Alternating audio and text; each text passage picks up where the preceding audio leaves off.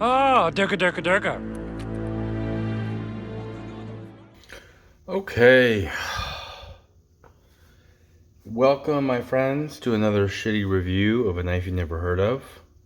Caught me on a good night, feeling good.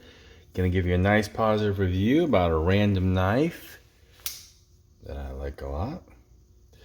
This is the Fintiso Odyssey. It's actually kind of hard to find the name of this knife because it's really just described as 3.2 inch blade, a little bit small, 14C28N, and G10 or aluminum scales. This one is in aluminum, and I'll talk about that more, but it's a lot better than I thought it was going to be.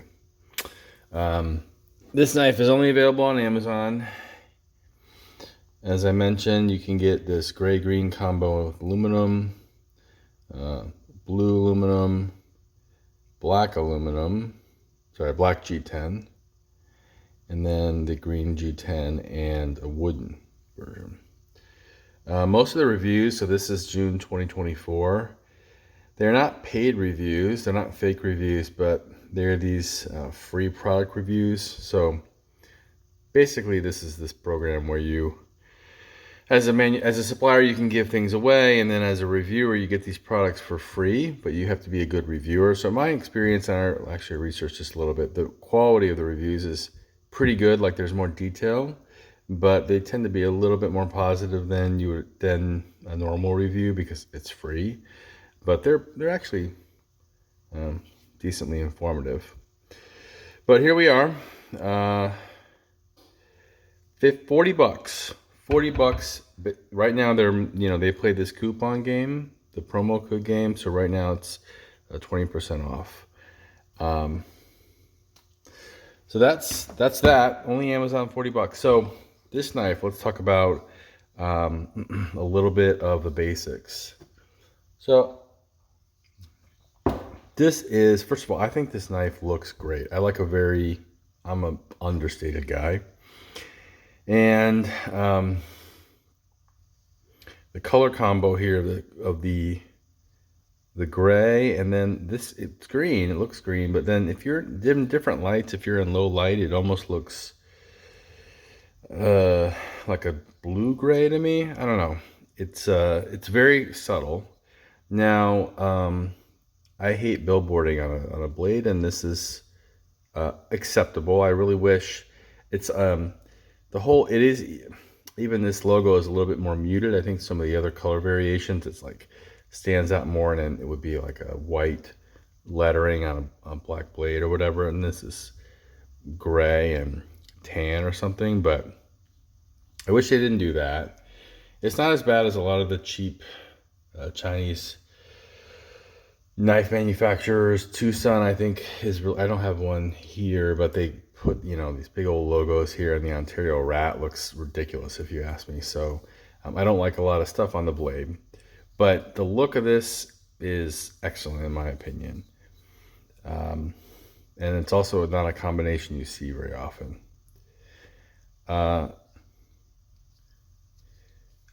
The action, so this knife right here, it came pretty good in the box, but I did oil it. I didn't take it apart. I don't know if it's Loctited shut, but I did oil it, and the action, pretty nice. You got the rear flipper, which is very easy. Like, you just kind of rest your finger here and it comes out. It doesn't take much effort at all. It's pretty easy. And then it's a good snap out. It's not the best ever.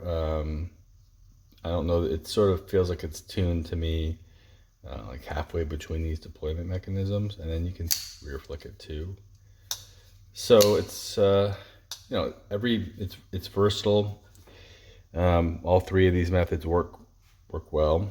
Lanyard hole, not reversible, and the pocket clip is not deep carry like completely, but it's very good. So I have this same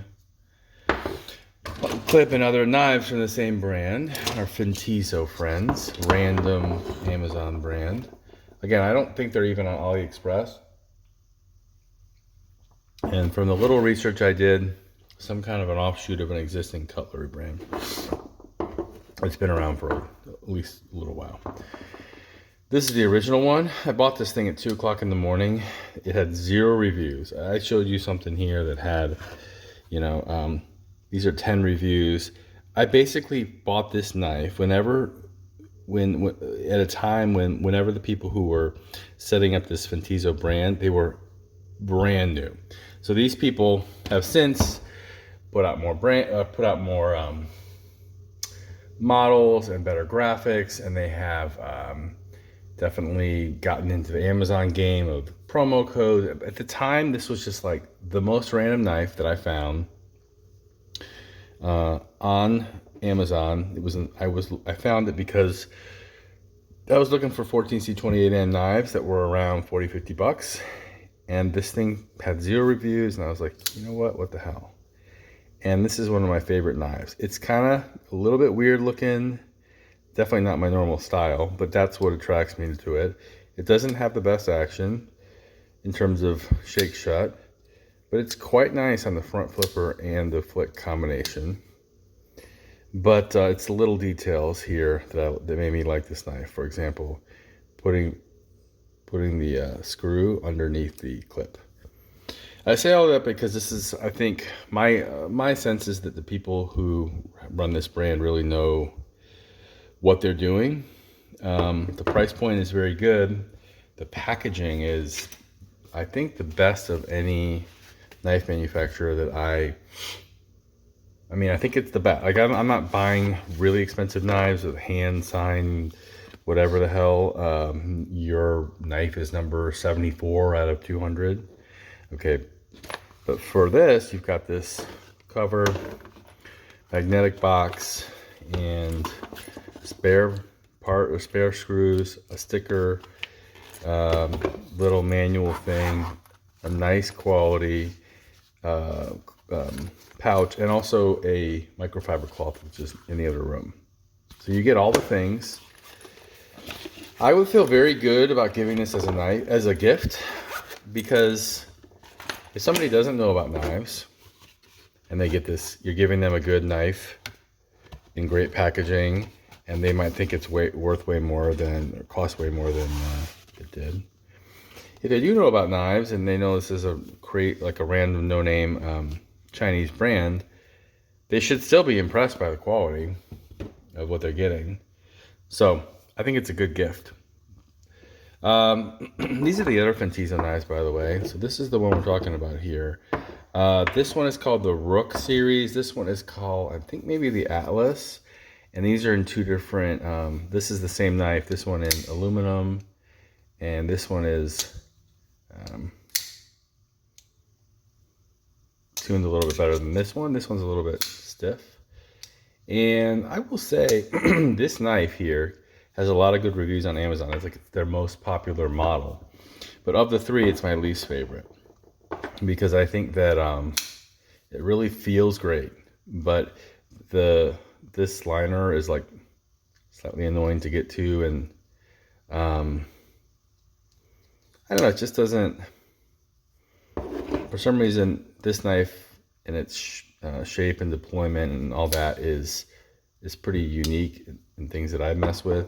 And this knife just feel like this is just like a great, I don't know, not like I'm gonna go out in the fucking woods and stab a wild boar and feed myself for a week knife.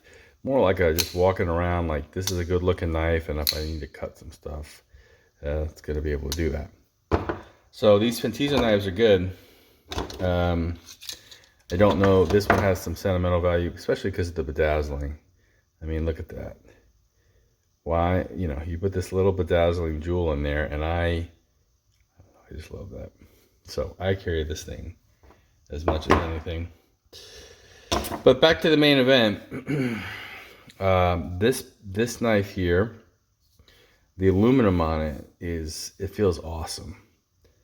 I recently picked up not bought, but actually picked physically off of a table, ProTech Rockeye, and it had a different texture. It was more texture than this, more grip. But the parts of it were smooth, and it just feels really similar to me. And that's a almost $300 knife. So this is far more affordable. It has a really similar, it's a feel. So I brought some other, I have this Penguin in titanium anodized, and the CJRB large pyrite. And this is, this feels smooth. It feels good. It feels very smooth, okay? I have this is one of the most expensive knives I have. It's not a budget knife. It's a Kunwu Orion 3. And it has this orange peel texture, which may or may not come through. But it's a very subtle thing. This is an expensive knife. But this, now it's not the same. This has a little bit more very subtle grip. This feels smoother and almost like chalkier, powdery, not in a bad way, in a soft way. I consider these to be basically equivalent, just like this feels slightly grippier to me, and this is more just smooth. But all this to say, this is a $40 knife, and I think it feels really good. And also different and better than this. This was their the other model, and this is also an aluminum, and this is much more slippery, and this is heavy. I meant to say that I actually resisted buying this for a long time, and I thought, hey, this might look good, but I think this knife is too heavy, and this knife is not. So let's put that down here. I should have actually put this on the board to start, because the way that they mark these things down on the Amazon listings is confusing. Sometimes they list the total shipping weight. So this is 4.34 ounces. And it even was, let me just, yeah, 4.34. Sorry you can't read this. One day I'll get one you can read. I like the 3.5 to 4.5 range. When it gets above that, it feels heavy. So let's see how heavy was this. So this is only 4.59. So this is actually only a quarter of an ounce, but I don't know why, and you may be different than me, but this feels heavy to me, and this just feels good and solid. So whatever it is, maybe it's a mental thing, whatever, they're very similarly sized.